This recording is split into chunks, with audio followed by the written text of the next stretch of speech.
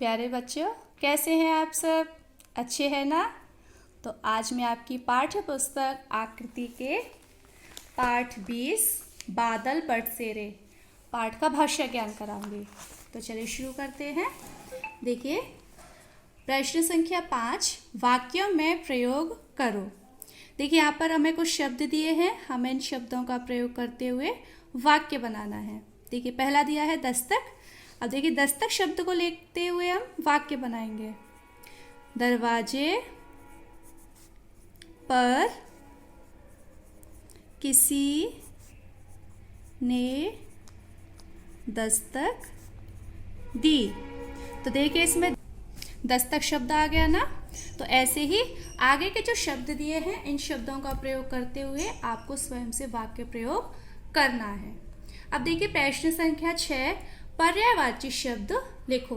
देखिए, यहाँ पर आपको बादल का पर्यायवाची दिया गया है, मेघ, घन। अब हमें ऐसे ही ये जो शब्द दिए हैं, इन शब्दों के हमें दो दो पर्यायवाची लिखने हैं। देखिए, पहले लिखेंगे हम नदी का। नदी का लिखेंगे सरिता तटिनी। तो ये हमारे नदी के पर्यायवाची हो गए। अब देखिए, बिजली। बिजली का लिखेंगे चपला चंचला। ठीक है। आँख, आँख के हो जाएंगे नेत्र और नयन। अब देखिए, सिंह। सिंह का हो जाएगा शेर और वनराज। कपड़े, कपड़े का लिखेंगे वस्त्र और चीर। तो देखिए, ये हमारे पर्यायवाची शब्द हुए। अब देखिए, प्रश्न संख्या 7, गप मारने वाले को गप्पी कहते हैं, इन्हें क्या कहते हैं बताओ। यानी कि ये हमारे वाक्यांश के लिए एक शब्द है जो हमें दिया गया है। अब हम इस जो वाक्यांश दिए हैं, इनका हमें एक शब्द लिखना है। जैसे इसमें बताया गया है, गप मारने वाले को गप्पी कहते हैं। तो ऐसे ही अधिक बोलने वाला, उसको क्या बोलेंगे? अधिक बोलने वाला वाचाल। सदा सत्य बोलने वाला सत्यवादी। जो बोल ना सके उसको क्या बोलते हैं? मूक। ठीक है। तो अब देखिए, प्रश्न संख्या 8, संज्ञा व सर्वनाम रेखांकित करो। तो आपने अपने व्याकरण में संज्ञा और सर्वनाम काफी अच्छे से पढ़े थे।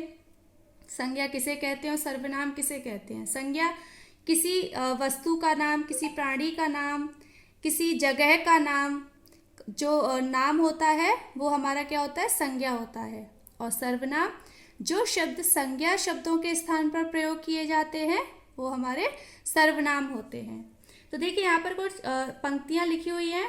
खरगोश ने बकरे से विनती की, बकरे चाचा, कुछ शिकारी कुत्ते मेरा पीछा कर रहे हैं, तो मुझे अपनी पीठ पर बैठाकर कहीं दूर ले चलो, तो मेरे प्राण बच जाएंगे, वरना वे मुझे मार डालेंगे।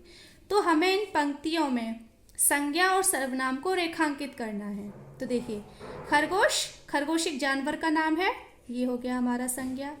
बकरे, बकरे भी एक जानवर का नाम है, तो ये भी हमारा संज्ञा हो गया।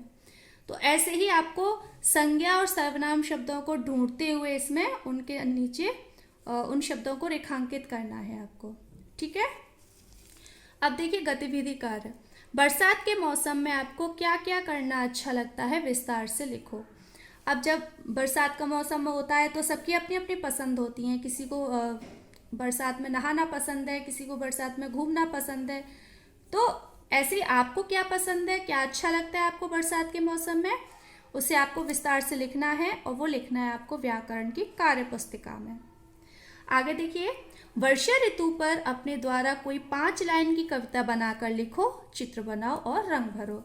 आपने अपना ये पाठ पढ़ा था, बादल बरसेरे, तो ये कविता थी, ये वर्षा ऋतु के ऊपर थी।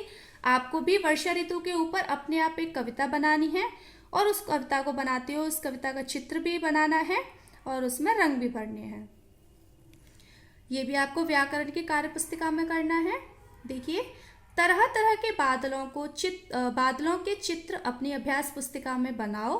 बादल के ऊपर एक कविता अपने आप लिखो।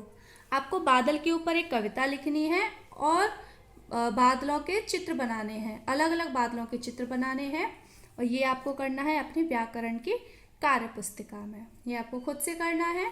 ठीक है, तो अब आपका गृह कार्य है कि आपको पृष्ठ संख्या 110 पर प्रश्न संख्या 5, 6, 7, 8 और गतिविधि कार्य, प्रश्न संख्या 8 तक तो आपको अपनी किताब में ही करना है और गतिविधि कार्य आपको व्याकरण की कार्य पुस्तिका में करना है।